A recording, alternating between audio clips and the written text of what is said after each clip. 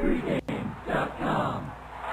Pregame.tv breaking down the NFL. We're going to go to a team and their futures odds. The Cincinnati Bengals currently at 4-1 to win the AFC, 9-1 to win it all. I talked about how I expected the Bengals to regress. They lost both coordinators. I don't like Marvin Lewis. And, well, sometimes you got to check your ego at the door. And I have gone from being a Bengal basher to liking what I see.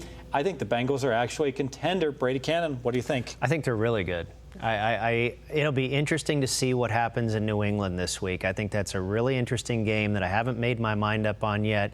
Obviously, the Patriots coming off just a horrific performance on Monday night. You know, everything points to bounce back, but I'm telling you, this Cincinnati team is for real. Yeah, Cincinnati, San Diego, and Denver are the top three teams in the AFC. What kind of number are they playing right now on Cincinnati to win it? 4-1 to win the AFC, 9-1 to win it all. You like them at 4-1? I think it's a far superior bet because the AFC is a 3-point dog. You think about it, you take your dollar, you bet it sounds like 9-1 should be better, right? Than 4-1. It does, right. But if you bet 4-1, you bet your dollar and it turns into 5. If you bet your dollar, then they got to win the Super Bowl, it turns into 10. And I would much rather have $5 than have to take my $5, and I don't want to take my $5 and bet the Bengals even money against Seattle or whoever comes out of the NFC. The NFC is a 3-point favorite right now. That's a clearly inferior bet. The AFC bet, I think, is way better if given you're already going to bet it. My thoughts on the matter is Football Outsiders just put out Denver and Cincinnati combined have a 30% chance of winning the AFC. So you get two teams at 3-1, basically. 3 out of 10. You've got Cincinnati. You're only paying 4-1. So I'm not sure you're getting all the value here on the Bengals. It's what you should have been getting. That's my only concern. The Football Outsiders numbers are wrong. I mean, they're not properly accounting, in my opinion. I mean, I'll take Cincinnati and Denver, and I'll give you the field. Anybody want to bet me?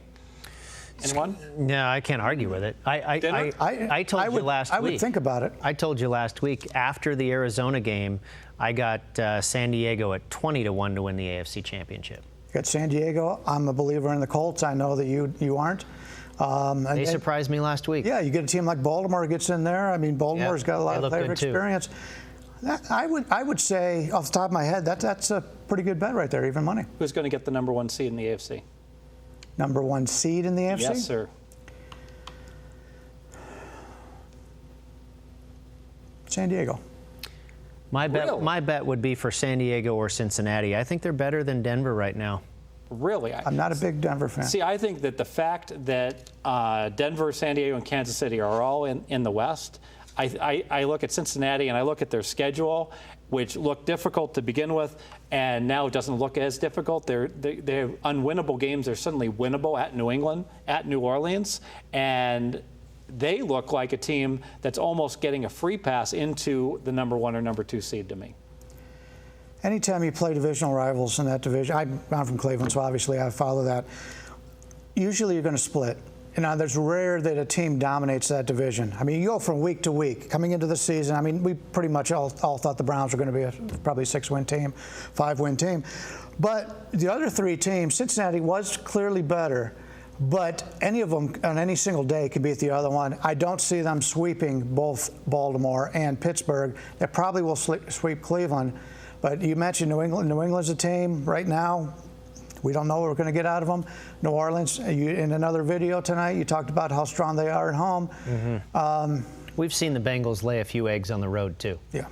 But that game, instead of being Bengals +6, it's going to be Bengals +2 now. And as far as sweeping Baltimore, they're going to sweep Baltimore. They've already won in Baltimore. They're going to be laying 6 at home against Baltimore. They're going to get that sweep. I don't know. I think Baltimore is a little better than we probably all estimated they were at the beginning of the year. They do have Flacco on the road. And Pittsburgh, they don't play Pittsburgh until the final week of the season. So by then, they've probably wrapped up their position. And more importantly, Pittsburgh probably knows their fate, and it probably won't be so good at that point in time. You know, Cleveland's garbage.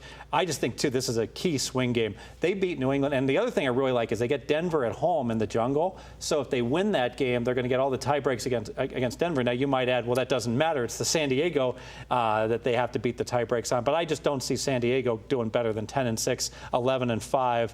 Given their schedule and having to play in that division. I don't think their schedule is horrible. I mean, they get 2 against the Raiders. You know, and granted, Kansas City has looked a lot better, but I think those are both winnable games for San Diego. They've already got, what, 3 wins, correct? Now, that's 7. I would go over on 10 wins for San Diego. Could be. I went over on season wins before the season. That's all I And care. what was the number? 9.5? San Diego was 8.2. Yeah, Over 8, lay $1.30. in the 8 range, yeah. Nice. Always easy after the fact. I do have San Diego to make the playoffs plus 400, if you can believe it. To make the playoffs, not to win the AFC. Wow. I'll show you the tickets. That's a good one. Let me make this official on the Bengals. So I'm not getting an endorsement from my panel, and that's probably a good thing because we have discussed this hundreds of times about how it's so hard to find value in these futures betting markets. But the real key with this is if I get plus 400, I need my team to get the number 1 or the number 2 seeds. If they don't get it, I'm screwed. If they get it, I'm in profitability situation because I'll be favored the first game. And then the second game, if I'm home, I'm going to be favored again. If I'm on the road, I'd probably be a 3.5-point dog. But given that, having looked at the schedule of the Bengals, I'm projecting them to go 12-4. They go 12-4, they're going to get the number 1 or the number 2 seed. I actually think 12-4 will get them the number 1 seed because I think people are going to beat up on each other in the AFC West, and I don't see anything coming out of the South. I think Indianapolis will drop 5 games, and certainly, heck, 7-9 could win the AFC East if the Patriots go that. I mean, who knows? Maybe they'll go 8-8. But I love the fact if they can get this win against the Patriots and then they get the home game against Denver, they'll have tie breaks against the Broncos. Mark me down, free play. Cincinnati Bengals. All right, I know I played them under 9 wins, and now I'm going to get middled. They're going to win 10. I'm going to lose everything.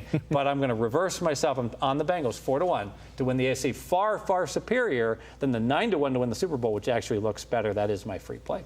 I will point out that you've changed your mind from what you had earlier in the season, and that's how you do it. You can't go through the season and say, I picked the Saints to win it all. Even though they look terrible, I'm still picking the Saints. You just can't do it. You've got to go by what they play each and every day. I mean, look at New England so far right now. We're coming into the season, they were one of the contenders. Right now, they don't look very good. You got to play it week by week. See where you can find your value. I absolutely agree. I mean, it's why the first few weeks of the season are probably the toughest to handicap because, you know, you're kind of guessing. You're looking at schedules, you're looking at rosters, you're looking at free agent signings, and it doesn't always come out that way. Very good. So who knows? Maybe we'll be coming out in 4 weeks from now, and AJ Green gets hurt, and I talk about how I gave you the Bengals under 9. Jets were going to do it. I told you. Thanks for joining us each and every week. We are in a 9-1 run here at pregame.tv, and our handicappers have been red hot as well. So we hope, knock on wood, we hope to continue going forward. We'll have our other team of crack handicappers in with Spoken, Dave Koch and Ken Thompson and Scott Spreitzer later this week. Have a winning day. Put your Tuesday, we're taping on Tuesday. Let's put your Tuesday in the win column and move forward. Pregame.tv. That's Scott's term. Yes, it is. A good one at that. It's a good one, though.